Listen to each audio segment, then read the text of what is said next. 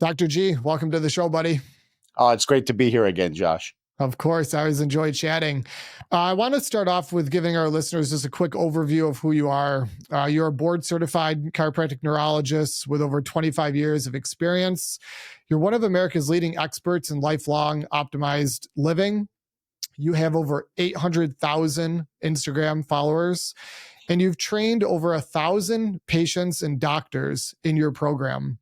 So you and I have been chatting on a series that we call the 5 Pillars of Health. We've talked about VO2 max, blood work, body composition, we're going to talk about today, and the next podcast, strength and movement assessment. The Co-Movement Gym podcast is sponsored by Native Path Supplements, Lombardi Chiropractic, and A Dog's Day Out Doggy Daycare. Mention this podcast or use the promo code in the episode description for a nice discount on us. So let's dive into blood work and body composition. My first question is, why shouldn't individuals focus solely on body weight when it comes to overall body composition? Oh, well, because there's different functions of different tissue in your body, right? So I don't think anyone would mind if their bones weighed more than they currently do now, right? So if that were the case, that means you have stronger bones, but it wouldn't necessarily reflect as to your appearance, right? So we're very appearance oriented, and therefore, and so that would be bone, and then the same holds true for muscle, and the same holds true for fat. So they all have different levels of physiology. We know that muscle is the most active, meaning requires the most energy to own. Think about it as paying rent, right? The energy required for you to own that tissue is important. So when you have more muscle, first of all, it looks good, it weighs more, and it needs more fuel. Whereas body fat's kind of rent free. It just kind of sits on you without there being much to pay for it, right? It doesn't require a lot of energy. Matter of fact, it's a storehouse of energy. And aesthetically, we don't like body fat. Now, from a health standpoint, there's different kinds of body fat, and I'm sure we're going to go into that, where there's different functions of the fat that's kind of in your arms and your legs, and your neck and your face, and there's different functions of the fat that surrounds your organs. So we would want to certainly go into that. But looking at the number on the scale is dangerous because you want it to go down, and people who have it go down, if it goes down fast, you're happy. But if it goes down fast, you don't know how much of that you're losing is bone. Yes, you can lose bone. How much of that is muscle, and then how much of that is fat. I think almost everyone would say, I would like to lose almost all fat and not lose any muscle. But the faster you lose weight, the more likely it is that a significant percentage of that is muscle loss. Yeah, this is why I'm asking this question first and foremost, because you and I know that people looking to lose weight generally are weighing themselves every day, every other day. They're addicted to the scale in many cases. They're up a pound, down a pound. And we hear this at our facility. And I talk to a lot of other gym owners that work with clients. And a lot of clients are basing their quote unquote results on that day's body weight. But like you had just said so well, so much is changing in our bodies all the time. And so if you're strength training with a coach and you're putting on muscle and your weight hasn't changed, your body fat could have dropped and you increased muscle mass. You're therefore healthier, but the scale hasn't changed, right? And so and also water weight, you could fluctuate. I fluctuate up to 5 pounds on a hot day like today. Up here, it's going to be 85. If I run or bike or even just coach a lot of clients in a day, my body weight changes a lot because it's water. And so, yeah, I wanted to bring that up. I think it's really important that people remember that muscle mass changes, bone mass, water weight, body fat, it all fluctuates. But unless you have the accurate, readouts on all of those, just stepping on the scale each day is sort of futile. Yeah, and water weight is a big one, right? So if you're in a fasted state, if you're glycogen depleted, that will, again, it could vary in people who are not conditioned, 3 pounds. So when I hear, Yeah. oh, I'm down a half a pound today, I kind of laugh a little bit. And I do encourage people who get on the scale, and again, feedback can be important, right? People want to know that they're directionally headed to a better place, for what their goals are. But by all means, get on the scale at the same time of day, and probably the same day of the week, consistently, to have an accurate measurement. Because if you get on a scale on a Monday at 9 a.m. and you hadn't eaten anything, and then you get on a scale on Friday at 6 p.m. after dinner, well, it's going to be very different, not because of the weight of the food you ate, but because of the water content. Because when you're fasted, you're likely to be more depleted of glycogen. And just to let me make that a little clear for the audience, we can only hold about 2,000 calories worth of energy in the form of what we would call rocket fuel, right? That's your glucose. That's what you need to run. That's what you need, in an emergency. And we can hold hundreds of thousands of calories in body fat, and that's what you need just to kind of run your low cost activities, right? Walking the dog, taking the garbage out, cooking dinner, shopping, etc. So we have all this ability to store fat, but we can only store 2,000 calories. And just to give you an idea, most people will expend 2,000 calories as an adult just being awake in a day, like no exercise, right? So then you say, well, that's kind of cruel. Why can we hold all this fat and we can't hold more of the glycogen or the sugar? And that's because glycogen is a storage form of glucose, which is, technically sugar. So what happens is you take a glucose molecule, you take another glucose molecule, and you hold it together, with a water molecule, and that creates the storage form of sugar called glycogen. We can hold about 400 calories. Think about that, 400 calories in your liver. And we can store about 1,600 calories to 1,800 calories in your muscles. But what you store in your muscles can only technically be used by the muscles that store it. So whatever glycogen is in my bicep can only be used by my bicep. What's in the liver can be used by the brain, the kidneys, and all the other organs, but it's only 400 calories, right? So that requires, and for you to be maxed out in glycogen, you have to have a lot of water to do that, and therefore that water weighs something. So losing water weight is easy. Just go on a low carbohydrate diet, reduce your insulin. You'll release sodium or sugar. You'll release sodium or salt into your kidneys, which will drag water with it. And whenever somebody goes on this newfangled kind of diet and they're like, oh, I lost 10 pounds in the first week. Well, that was probably 7 pounds of water. So don't get too excited. Yeah, that's a great point. That's really cool too. Just as a sidebar, like in endurance sports, it's why you need to take in sugar, and electrolytes and so forth while you're past that 1 hour mark, especially past the 90-minute, 2 hour mark, because you're going to bonk, especially if you're over a Z2 zone 2 effort, because you're relying mostly on glucose for energy as opposed to your fat storage. And so when I just did a bike race up Whiteface Mountain a few weeks ago, it was 3,500 feet of climbing and 8.3 miles. I held a heart rate in zone 5 for an hour and 19 minutes at 168 beat average. I needed to take in like my special concoction is maple syrup. I do 3 tablespoons of maple syrup per 20 ounces of water, and then 800 milligrams of sodium.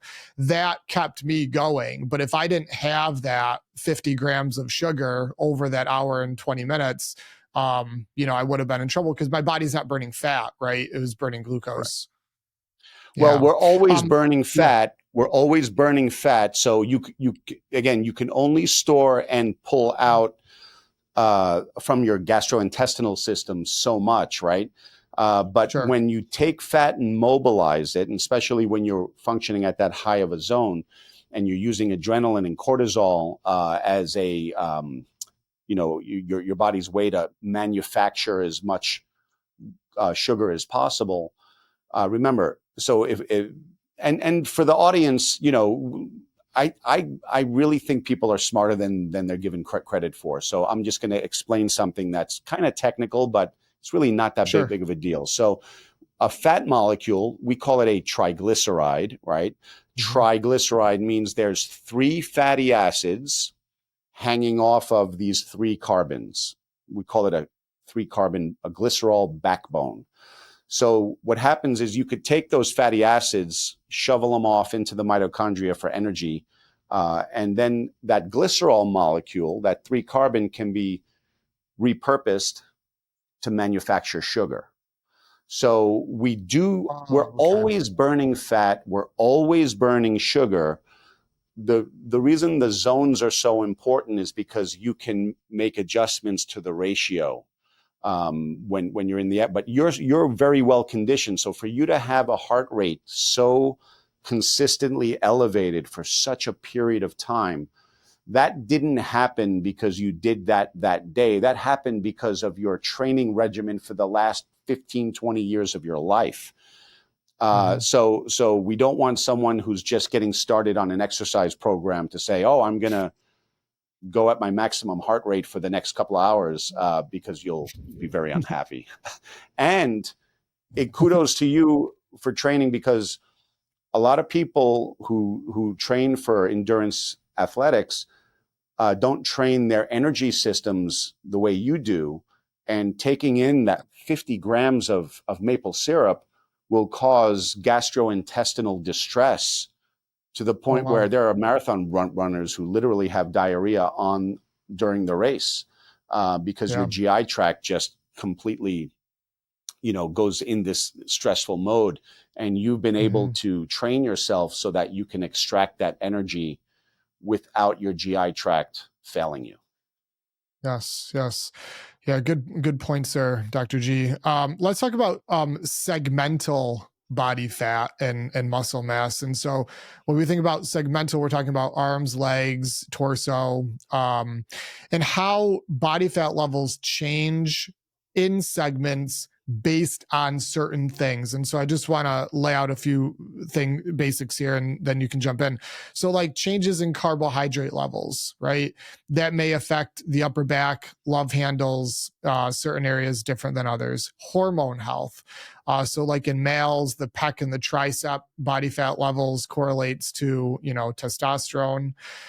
In females, the quadriceps in terms of their estrogen and body fat levels. And then stress. So like cortisol, the fight or flight hormone, we will carry more body fat in the umbilical area if our Mm-hmm. stress levels are high. And so that is very, very important. Also, especially if you want to geek out in a deeper level in terms of body composition, segmental body fat. So, Dr. G, what do you have to say about that? Okay, so let's just help the audience kind of compartmentalize things. There's subcutaneous body fat, and that incorporates a lot of what you just said, right? Umbilical, the upper back, what when it's a problem, they call it a buffalo hump, right? Mm-hmm. Your arms, your legs. So what's under the skin would be subcutaneous. And subcutaneous body fat is typically, although it could be ugly, right, aesthetically, is not unhealthy. It's the Mm-hmm. way your body stores energy. And by definition, storing energy for later has saved our lives. It should not be detrimental to our health. So yes, aesthetically, if you're 54 years old and you kind of want to have a little bit of a six pack, yeah, all right, subcutaneous fat could be a problem, but is it a health problem? Not necessarily. Then there's visceral body fat, and that's the body fat, or that's the fat that surrounds your organs. And that number should be as close to 0 as possible. You should not have excess fat surrounding your organs. And then there's fat you can't see, and that's what's inside of your muscles, right? So what happens is, as we consume energy, which is also known as food, and that is abundant, then we're going to start storing. And we can store subcutaneous, and genetically, we're all a little different, right? Most of us have the same number of fat cells our entire adult life, and whether or not we get bigger or smaller just depends on how big the fat cell gets. Oh, And then okay. there are some people who can actually make new fat cells, hyperplasia, they call it. And those tend to be people that say, I'm obese, but I'm healthy, right? These are, and genetically, they certain populations. So the Polynesians tend to have a lot of subcutaneous body fat, and they can be very metabolically healthy, especially the athletes. I wanted to first clear that up, because again, that's an energy source. Why the Polynesians? Because there was massive distances from island to island, and you needed, like, the people who survived traveling from island to island were the ones that stored the most energy to do so. So genetically, that's what survived. Native Path has been a podcast sponsor of ours since day one, and it's because our clients feel amazing using their supplements. While a lot of products on the market today contain useless fillers and incorrect dosages, Native Path holds to a higher standard. Native Path's ingredients are sourced from only the highest quality, properly combined nutrients, all while being offered at competitive prices. Use code COMO15, that's COMO 15 at checkout, and receive 15% off each order. Lombardi Chiropractic has been Co-Movement's trusted chiropractor for the last 14 years. They have worked with hundreds of our clients, and I can confidently say they have the most knowledgeable and holistic approach to care that I have ever seen. Whether you suffer from migraines, low energy, nagging pain, or just simply want to improve your overall health, I highly recommend contacting the team at Lombardi Chiropractic. Mention the Co-Movement Gym podcast and receive 50% off your initial consultation and x-rays. Here at Co-Movement, we put a lot of energy into helping you become happy, healthy, and strong. But we're not the only ones needing a good workout. That's why A Dog's Day Out is the best place in Central New York for your pet to spend their day. Your dog will be as happy and healthy as you when you let them run, play, and socialize instead of just sitting on the couch waiting for you to come home. Give your dog the active day out that they deserve. Mention this podcast and get a free day of doggy daycare at A Dog's Day Out. Then your question was to hormones. I used to have a post that I put up, and it would say, do my hormones make me look fat? People always say, does this shirt make me look fat? Well, do my hormones make me look fat? Well, yes, because dysregulation of hormones related to stress, hormones related to sex, or sex hormones, sex characteristic hormones, and hormones related to food can impact how you store fat and where you store it. So I would say that cortisol is the one that people that most associate with the love handles and the belly fat that's under the skin, not necessarily so much the visceral fat. But that is because cortisol is a blood sugar hormone, meaning you manufacture sugar in the presence of cortisol. And if you're manufacturing sugar in the presence of cortisol, by definition, you're not burning fat, you're storing more and more fat. And therefore, you'll just start adding fat. And And again, that's a survival mechanism. The body doesn't do stupid things. The body does very intelligent things. It's doing what it's supposed to do. It's sensing stress and therefore acting accordingly. Because when you're under stress, you need more energy. And stress, according to our genetics, is usually physical stress, not getting a nasty email or having somebody make fun of you on social media or whatever. But we only have one stress response. And therefore, the response is let's provide more sugar. And if there's more sugar present, you're going to burn that and you're going to store the fat or not burn the fat. Okay. Now, when it comes to hormones, especially in men, it's not so much that low testosterone causes you to store more body fat, but testosterone that's converted into estrogen because of sugar dysregulation, right? That can cause you to store fat in places that you don't want to. Okay. So for men, insulin dysregulation is a great way to lower testosterone and raise estrogen.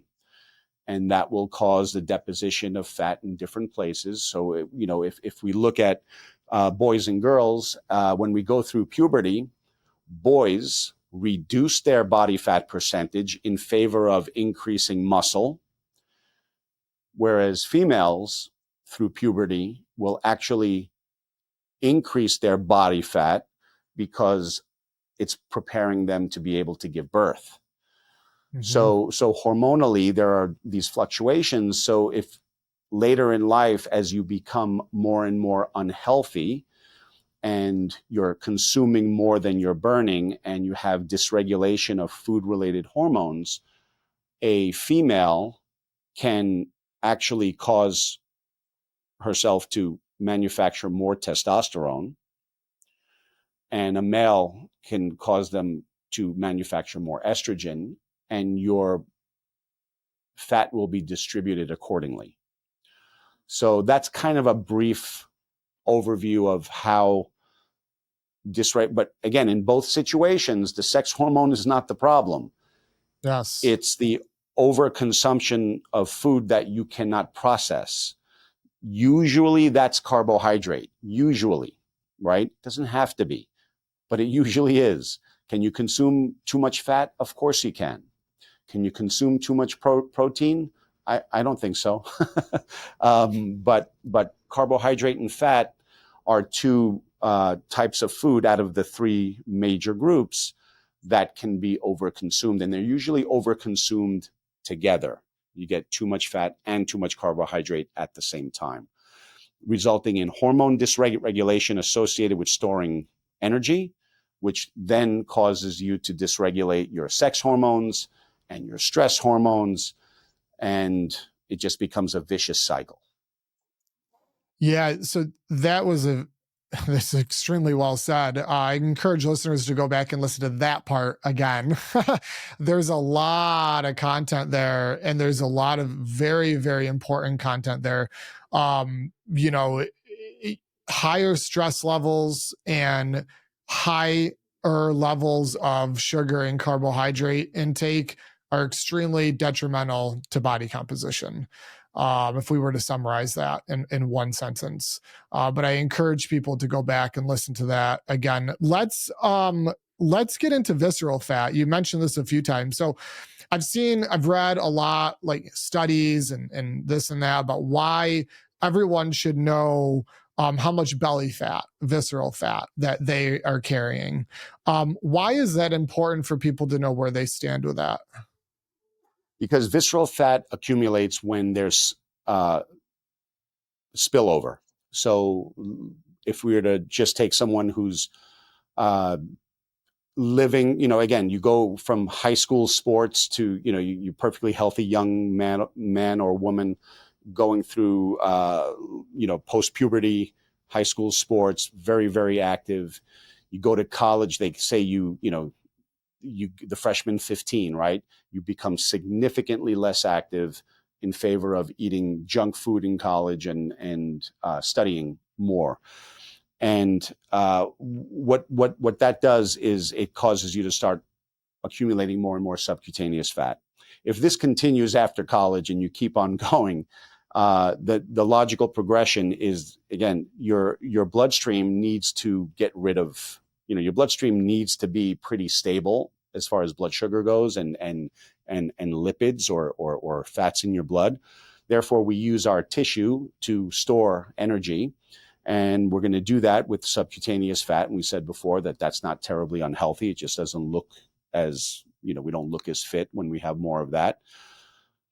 And then when your body genetically has, taken that to not a maximum, but when it's seen it has had enough of that, because again, those cells for most of us just get bigger. Yep. Well, the bigger they get, the further away the cell gets from its blood vessel and oxygen supply. That's a problem, because fat cells will then have to signal the body to manufacture new blood cells so we can increase the network of blood delivery. And we do that with inflammatory cytokines. So just think, this is where the idea that too much body fat causes inflammation. We see that on blood work. In particular, high sensitivity C-reactive protein goes up when there's an accumulation of fat. So that is a limitation. So what the body will do is then the fat still, again, doesn't want to accumulate in the bloodstream. It's going to be deposited into the muscle.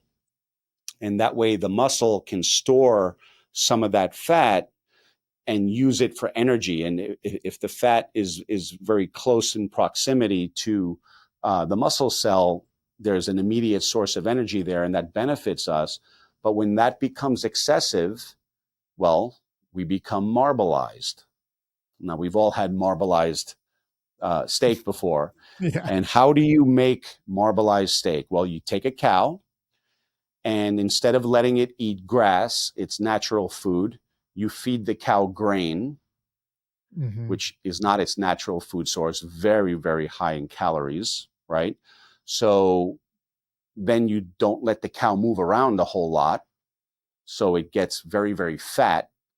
And that fat gets deposited into the muscle. The muscle becomes marbleized. You ever see a Wagyu steak? It is just loaded with fat. So that's an incredibly unhealthy cow. But boy, does fat taste good. So this marbleized steak, when you see a human that doesn't move a lot and consumes a lot of carbohydrate, well, they become marbleized. And that's terribly unhealthy. And the next step is, once your muscles can only store so much, then you start putting it where it doesn't belong, and that's going to be surrounding your organs. So remember, we take extra energy, carbohydrates, sugar. Because sugar is toxic in the bloodstream, we send it to the liver. The liver converts that sugar into triglycerides, which are then stored as subcutaneous fat, intramuscular fat, like we just described. And then ultimately that liver is pumping out this fat that has nowhere else to go. So it just kind of hangs out around the liver. And we develop what's called a fatty liver. We start to see liver enzymes start to climb on blood work.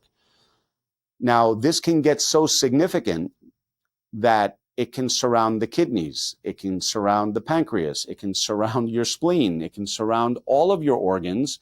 And this is what happens when you see people who just have this protruding belly, where the fat is not above the muscle, it's under the muscle. Oh, and, wow. Okay. So that's where we say visceral. So subcutaneous is under the skin, and then under that is the muscle, and then under that would be the chamber where your organs are. And that's where the fat is building up. Now, that fat, it doesn't belong there. There are people who develop type 2 diabetes. They become insulin resistant. And then you say, well, what's the ultimate consequence of type 2 diabetes? Well, the ultimate consequence is you no longer can release insulin, and you become an insulin dependent type 2 diabetic. And then you start, losing your toes and all kinds of other issues, go blind. And this is very common. But what we find is that when we put people through a lifestyle that would reverse that, the first fat that they metabolize for energy is the fat around their organs. Yes. And that's awesome, because when the pancreas, which is smothered in all this fat, starts to burn that fat as energy, the compression onto the pancreas releases. In other words, the pancreas can still make insulin. So an insulin-dependent type 2 diabetic can actually reverse their disease, whereas an insulin-dependent type 1 diabetic could never technically reverse their disease because they don't make insulin. The type 2 diabetic does, but because they're choking their pancreas in fat, they can't release it, so they have to take insulin to survive. But when you put them through a process of reversing that, they actually can make insulin, which is fascinating. Oh, yeah. Yeah, I didn't know so much of that. This is very interesting. So I'm sorry. I'm sorry, Josh. I kind of went off on a tangent there, and I want to make sure that I answer your question with clarity. So what we're saying is visceral fat surrounding your organs under the muscle should be as close to zero as possible from a percentage standpoint. And when it accumulates, it doesn't belong there. And that is, by definition, those fat cells are going to get bigger and bigger. They're not going to have a good blood supply. They're going to release inflammatory cytokines, and in an effort to bring in more blood supply and oxygen, that inflammation causes lots of metabolic disease, because inflammation chronic in the body will give you degenerative changes in your joints. Your knees are going to degenerate. Your hips are going to degenerate. Your spine is going to degenerate. That inflammation is going to impact your brain function. That inflammation is going to impact virtually everything. And when you're that inflamed chronically, you're susceptible to every chronic disease known to man. I'm thinking of this as like buckets, right? So once the subcutaneous fat bucket overflows, then the body goes to marbleizing the muscle mass. And once that bucket overflows, then it starts storing fat around the organs. And that's when you get into the whole host of things you just mentioned. Is that correct, Dr. G? That's exactly right. You just said it in a much clearer way than I could. Well, yeah, for dumb people like me, that's how I have to think of it in terms of like 1 or 2 sentence summaries. But that, man, there's a lot there. Now, the in-body scale, can that measure visceral fat? The in-body scale?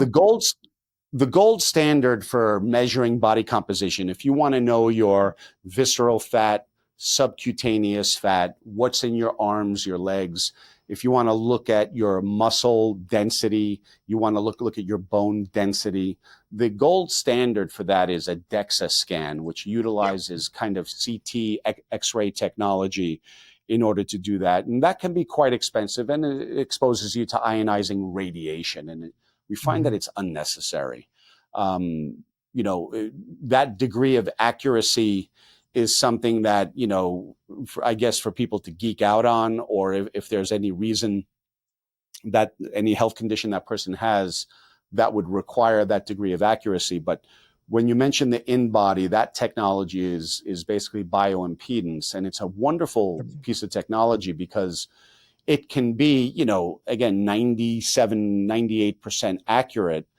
What can cause fluctuations in the accuracy is more relevant to that person. So there's reason, but if you're going to do one test, the whole idea is to do something about it and then see what changes. So bioimpedance is very much impacted by the electricity system in the room, the machine itself, your water content, the time of day, etc. So all of that can cause variations in the results, and you don't want variation in that same person from test to test. You want to minimize the variation as much as possible. So you do that by getting the in-body scan done by the same machine each time, in the same location each time, preferably, because again, the EMF of that particular room, the electromagnetic frequencies that are coming from the fluorescent lighting and that particular building matters. Same room, same machine, preferably same day of the week, same time of day. So if you're in a fasted state on Monday morning between 9 and 9:30 in this one particular location, the next time you do it, just try to keep all of that consistent. Don't eat a giant breakfast before. Don't make the appointment in the afternoon. That way you're comparing apples to apples, and you'll be very happy with the findings because they're accurate enough. You know, again, is it a percentage off? Who cares, right? What matters is, are you directionally accurate? And the in-body is perfect for that. So I do like that technology. Yeah, we're going to be, I mentioned this to you, we're going to be getting one here at our facility soon, which I'm super excited about, um, to summarize and finish up the body composition part here, and you just mentioned this, regular testing, right? Same time of day, same room, fasted or not fasted, like to keep things consistent. Now, the reason this is so important, especially with like an in-body scale, is to determine if you are seeing progress with what you're doing. Because if you don't know, you're just guessing. And so if you change something in your diet and you are following up with body composition testing, you can see what's changing or if it's not working. And if it's not working, you're going to save yourself so much time and energy with changing something else to therefore see if the results are working. It's like strength training, right? Like if you're working on improving your deadlift and 90 days later you go to do a 5-rep max and it didn't change, well, the GHD raises, the core work, the glute work that you've been working on, it didn't work. Like it's that simple. And so with body composition, throw the scale out as the number one idea in terms of if things are improving. Get an in-body done, in-body scale test, and then have it done frequently, and then test and compare to see what you're doing in this time frame to see if it's working. And if it's not, you need to make changes. For sure. And what I love about the in-body is, again, it gives you that lean body mass, subcutaneous body fat. It will tell you the difference between the left side and the right side of your left arm, left leg, right leg. And it will give you that visceral fat percentage, which is so important. And I think there's a population of people that really need to look at this. Yes. The weight loss, the weight loss environment is definitely has always been, very busy, and especially now with certain medications. When it comes to weight loss, the issue is gaining the weight back, right? There are no reunion episodes of The Biggest Loser, not because the people who are contestants are weak and have something wrong with their character, but because the method they used to lose the weight guaranteed that they would gain the weight back. And the reason for that is, if I could summarize, and I'll try to summarize as quickly as possible. I know we've talked about this before, Josh, but the in-body plays a significant role here, where if let's just say we do with the VO2 technology we used in a previous podcast, we precede the VO2 max test with a resting metabolic rate test, which is just you laying down with the mask on. We're gathering the information from your breath for 10 minutes, and that tells us your resting metabolic rate. How many calories do you need to exist just to be awake for 24 hours? and you get your resting metabolic rate. So let's just say that number is 2,500 calories, but you've been eating 3,000 calories a day and you've become obese. So you decide to do something about it and go on a diet. Now, I'm not having this conversation because I want people to count calories, but I want to give you an example. If that person eating 3,000 calories a day goes down to 2,000 calories a day, and 2,500 is their resting metabolic rate, that means they're at a 500 calorie per day deficit. They will lose weight. Okay. Yep. Now, they're going to lose weight. And if they don't make certain lifestyle changes, they're going to lose muscle, they're going to lose fat, and they're going to lose bone. And the faster you lose the weight, the more likely the percentage of loss is muscle. Now, let's say your goal was to lose 80 pounds and you've lost 40. People are commenting, you're feeling really good about yourself, and that's great. However, you've lost enough muscle so that now your resting metabolic rate is no longer 2,500. Matter of fact, it could be 1,800. And if you're eating 2,000 calories a day, you're at a 200 calorie surplus. Guess what? You will start gaining weight. Some people will double down and say, I'm going to go down to 1,500 calories. I'm going to go down to 12. They'll go down to 900 calories. And the more you do that, the more your body says, I'm going to keep lowering the resting metabolic rate. So now you're eating like a bird. You're eating like a bird. You're eating 900 calories a day. Your resting metabolic rate is 900 calories. You're no longer losing weight, but maybe you only got 5-10 pounds to go from your goal, but who cares? You can't just keep eating 900 calories a day. So what do? You go back to a normal diet for somebody your size. You just say, I'm just going to eat healthy, 1,800 calories a day. Well, now you're at a 900 calorie surplus and you're eating healthy. You're not eating too much, way less than what got you into trouble to begin with. And guess what? You're going to gain your weight back. Now, the reason that happens is the body's smart. It's going to protect itself by lowering your metabolic rate because you're not feeding it. So it's going to adapt to the food that it has access to, and it'll help you regulate your energy expenditure to match your intake. Now, when you lose muscle, muscle is your most expensive tissue. So losing it guarantees your resting metabolic rate not only goes down, but it doesn't come back. Yes. It doesn't come back. So when you gain the weight back, you're gaining a lot more fat than you had before. And unless you're strength training, you're not gaining that muscle back as much. So now you're in a worse situation. And the in-body can then allow us to see that happening in real time, so that if we check it periodically, we could say, lean muscle mass is going down. And if we did the resting metabolic rate, we can measure that. We can measure the calorie needs go from 2,500 to 2,000 to 1,500. We can just watch it drop.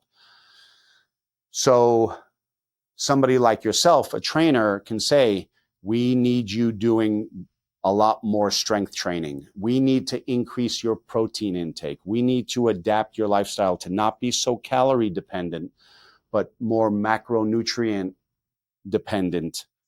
And again, you do need calorie deficit to lose weight, but there's smart ways to do it. There's ways to do it that can make it so it's not all about willpower, right? You can set your diet so that it feels natural, right? Mm-hmm. That you're not saying, I have to push away from a table still hungry or a plate still hungry. So the in-body is a super important technology for people who are looking to adjust their body composition. Now, that's for people looking to lose weight. What about those like bodybuilders? Yes. Or for fighters? Yes. Or for athletes that have certain targets that they want to hit? Now, they're a lot easier because they'll do whatever you tell them to do. Yep. And they'll do it well. So in the bodybuilding community, they dramatically, when it's time to cut them, to lose body fat but preserve muscle, they know protein, how important it is, carbohydrates, how important it is to lower. And you can dial things in with a lot more specificity when you're using technology like resting metabolic rate and the InBody. Yeah. So so the person that jacked up their resting metabolic rate through the process of what you just described, and they're at that 900 calorie mark and not losing weight. And so how do they reverse that and get back to eating normal calories? While I say normal, that would be a Mm-hmm. healthy normal, and still see weight loss or a healthy body? How do they go from 900 back to say 2000 a day, and reverse the damage that they did through that drastic starving piece? They got to be very patient.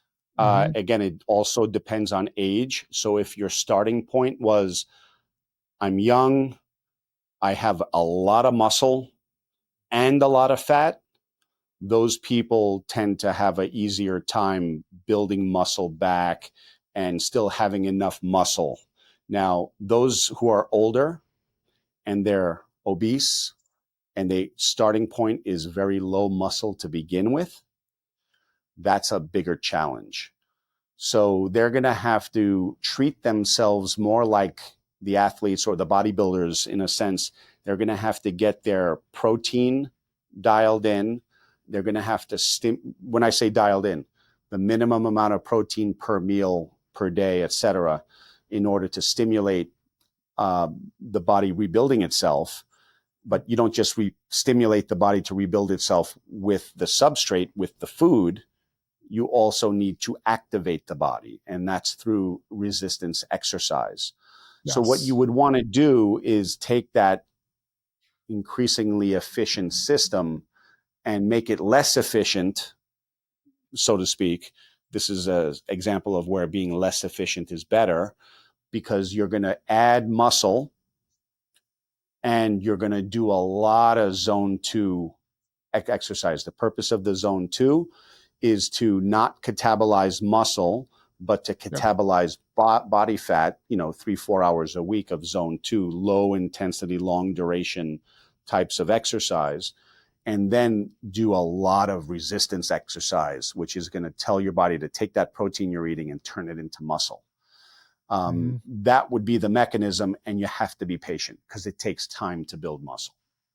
Okay, that's good. That was the protocol that I was thinking. And so that's good that you validated that. That's excellent. Okay. So we spent quite a bit of time on the body composition. Now let's jump over to blood work. Why is it important to have regular blood work done? All the things you and I have talked about, the 5 things that would probably give people the most bang for their buck on knowing there was a great post by Peter Attia this past week that I saw where he talked about what he would consider your metabolic dashboard, right? Dashboards are great. Think about flying an airplane, driving a car, et cetera. A dashboard gives you feedback, right? So what would be your metabolic dashboard? What things do you want on there? Well, what you want on your metabolic dashboard are things that cannot be easily fooled. So, again, vitamin D can be fooled, right? You can just adjust your vitamin D by taking supplementation. It's super important for your health, but it's not like if my vitamin D is 20 and I get it to 80 by taking some supplements for a month, that all of a sudden I'm metabolically healthy, right? Sure. So in blood work, there's a lot of things. That liver, body fat, visceral fat strategy can be identified early on by looking at liver enzymes, by looking at triglycerides, by looking at what's called glycation, which is where extra sugar in your blood sticks to proteins. We can track that. It's, by the time somebody is identified as pre-diabetic, where their hemoglobin A1C, which is sugar sticking onto a protein called hemoglobin. It's a measurement. By the time you're pre-diabetic, your problem's been there for a while. Like you didn't go from being you didn't eat a box of cookies and become pre-diabetic. Okay. So we want to identify things that do reflect who you have been over the last 5 or 10 years of your life. There are some people, some of the research says prediabetes can take 10 years to develop, right? Wow. There are signs before A1C and fasting glucose go up that you're becoming insulin resistant. And blood work helps us identify those things very early on. And it also gives us a sense of how long something has been a problem. So blood work is one of those things that I believe you can't fool for the most part. And it gives us a rear view mirror as to where you have been, so we know where you currently are and we can set goals for where you want to go. Because if we make changes and we check your blood work in 3 months and we see improvements, wonderful. Does that mean the improvements stop there, or are you just picking it up on a trajectory that's continuing to improve? We don't know. So doing blood work with, again, it's backward looking. We can predict the future with consecutive sets of blood work that could be divided by 12 weeks, 24 weeks, depending on what the recommendations are in your history. Now, that should certainly be on your metabolic dashboard. VO2 max and resting metabolic rate. There's nothing more predictive of good and bad health outcomes than the quality of your VO2 max and your resting metabolic rate information. That can't be fooled. You're not going to train this week for your VO2 max test. If you want I want my VO2 max to go from 44.5 to 50. Mm-hmm. That's a big jump I'm asking for. Yep. I can only do that through purposeful training and lifestyle change that's consistent over a long period of time. Then we go into body composition. If you have visceral fat, it took time for that to happen. Your body didn't want to do that. You had to have some overflow of the previous buckets before the visceral body fat started to accumulate. Now, yes, we're all a little different genetically, of course. Our ability to marbleize is different. But the point is, if the visceral body fat is there in quantities that are far greater than what they should be for somebody your age and your gender and your size, well, then you'd want to address that. Muscle strength. You're not going to get strong today, right? Your muscle strength, we've talked about grip strength in the past. You can't fool it. It tells me who you've been. And then, of course, the quality of motion of your joints and your muscles, right? You don't lose range of motion of your knee because you twisted your knee one day. Sure. You lose that range of motion over a significant amount of time of degenerative changes that are occurring. So looking at the quality of your body movement tells me about your balance, tells me about your flexibility, tells me about your stability, right? When people talk about core, they're talking about their stability. So those 5 measurements are what I would put on that metabolic dashboard. And those are not terribly expensive things to do. There are people who go to big clinics. Here in the New York area, we have the Princeton Longevity Center. And if you have $15,000, they can do soup to nuts examination with full body MRI scan and all these things. And wonderful. They're great. Fine. Are they necessary to identify your metabolic health and where you're going and setting your goals? Absolutely not.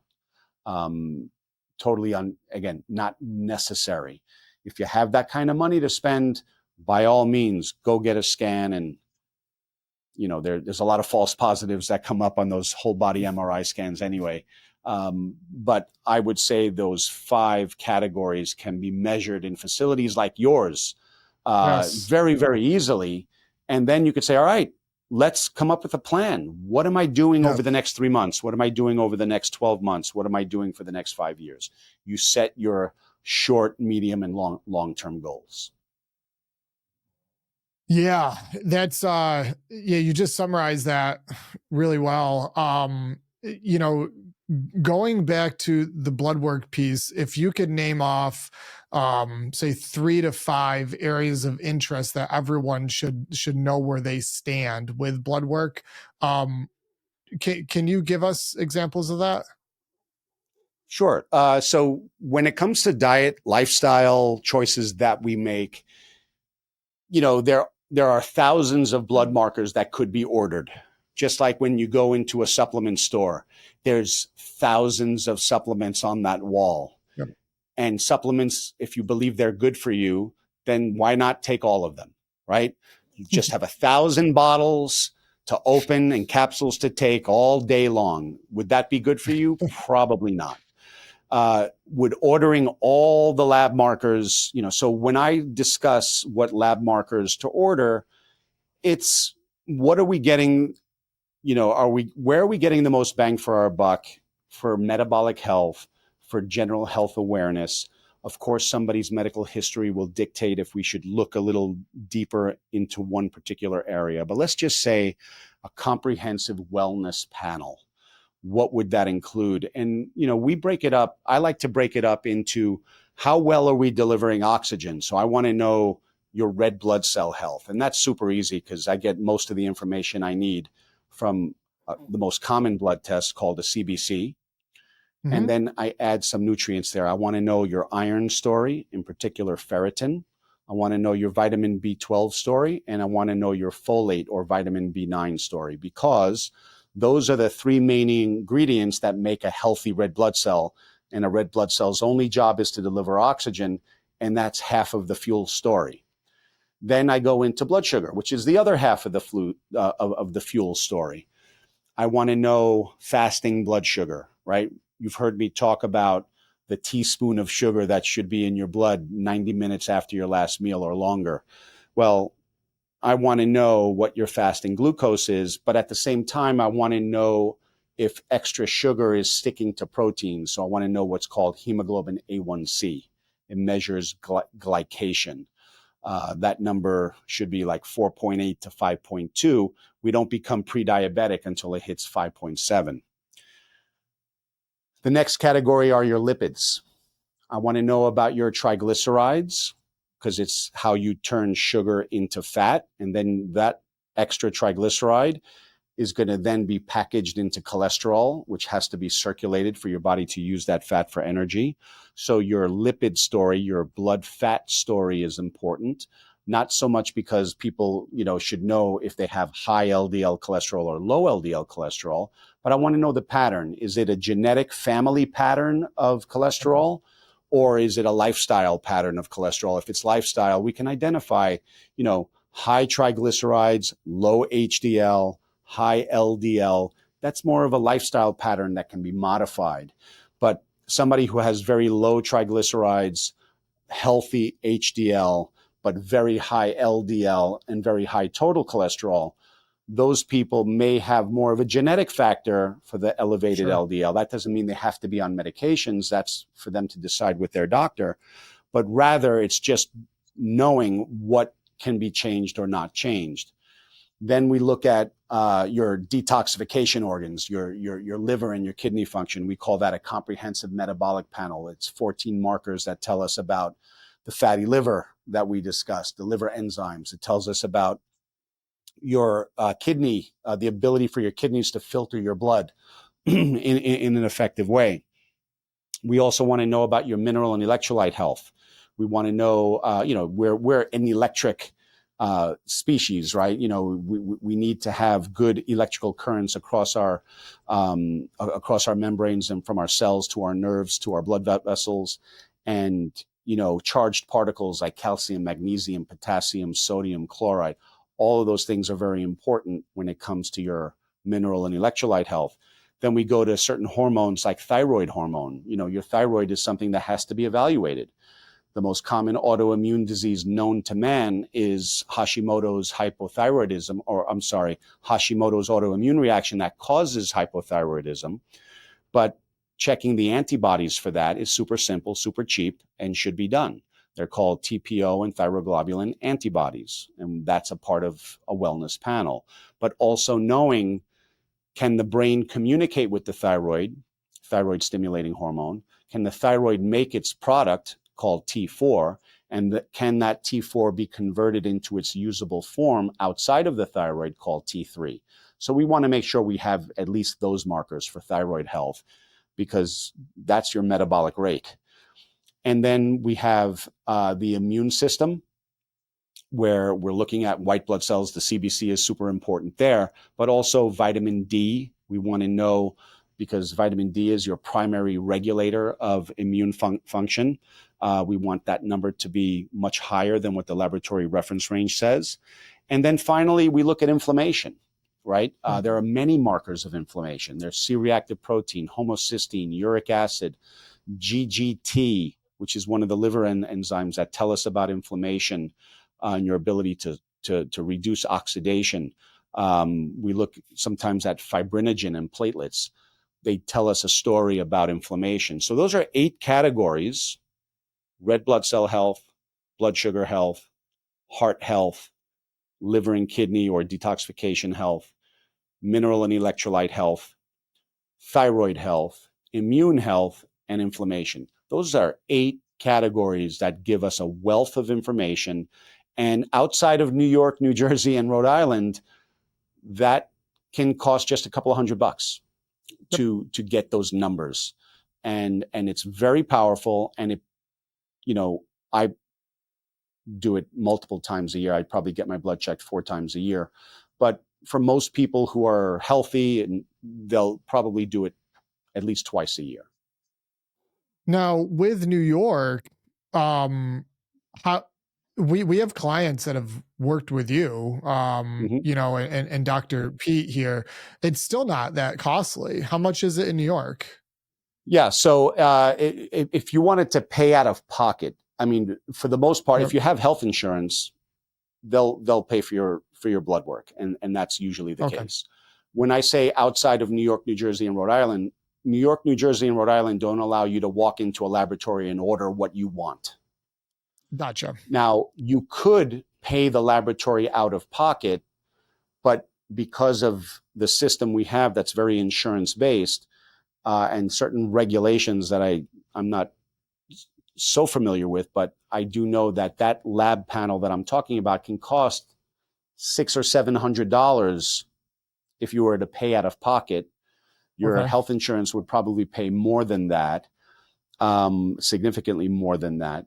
But outside of New York, New Jersey, and Rhode Island, there are direct-to-consumer laboratories that you could go to that are significantly cheaper. Like I said, a couple of $100 for that level of panel. But if you do have a job where you have health insurance, then by all means, use your health insurance. It's a good idea. Sure. Yeah, we've had a lot of clients do that, and it's not much at all. Great. Well, man, this has been a pleasure. Again, I feel like I got another great education here, and I'm hoping our listeners did too. So I just want to finish up. You and I are going to talk again in about a month about the last 2 pillars, strength and movement assessment. So I'm super pumped to talk to you about that. We've talked about VO2 max. We talked about body composition and blood work. The last 2 are going to be strength and movement assessment. That's going to round out the 5 pillars. And I just want to give people a heads up. I'm not sure when this particular episode will air, but we are going to be launching a program in the early fall called Live 100 at Co-Movement. It's by far the most effective and powerful program we've ever offered here in 14 years. We're going to be partnering with you. We're going to be providing the 5 pillars to people at a cost friendly approach. And I'm super psyched to start this. We're evolving as a brand. We're really, really focused and excited about longevity and seeing people improve and improve their health. Meeting you has been a blessing. Working with Dr. Lombardi, same thing. And so, and our team here at Co-Movement, our trainers are amazing. They continually want to learn. They want the best for their clients. And so, just a heads up with that. It's not on our website yet. It will be soon, and we'll be kicking out more details. So, Dr. G, for listeners that want to get in contact with you directly and your services, how can they learn more about you? On all the social media channels, I'm at Dr. Steven G. So Dr. Steven, Steven, the letter G. And then, of course, drsteveng.com. And we're also going to be providing lots of information at cyrenelabs.com. So CYRENELABS.com. We're rebuilding that website to have a wealth of information on everything that we've been talking about. Josh, if I could just jump in here for a second on what you just said. People need to hear what we're saying and say, should I go to these guys and get these 5 assessments, or should I go to my doctor and, kind of do the routine thing that everybody does? And it's just not apples to apples. It's not an either or kind of a scenario. No. And I want you to know that the 5 assessments that we're talking about here, the blood work, the VO2 max and RMR, the body composition, the muscle strength, and the movement parameters, those 5 things in the research are so tried and true. There's virtually no downside whatsoever. The research in the VO2 cases, there are, studies that say the same thing when they've looked at 100,000 people. There's a study that says the same thing as that study that had 1 million people. And this goes back 50 years. And that holds true for each one of these categories that we're talking about. We live in a world where there's exceeding distrust in the experts for good reason. They've lost the people's trust. And here we are saying we're experts, trust us. Well, yeah, we are, because we're using something that's so tried and true that you really can't argue with it. Nobody has an argument against it. And by tracking these parameters, you could see if you're improving. If you're improving, then by definition, you're healthy. You can't be sick and have a great VO2 max. It's just impossible.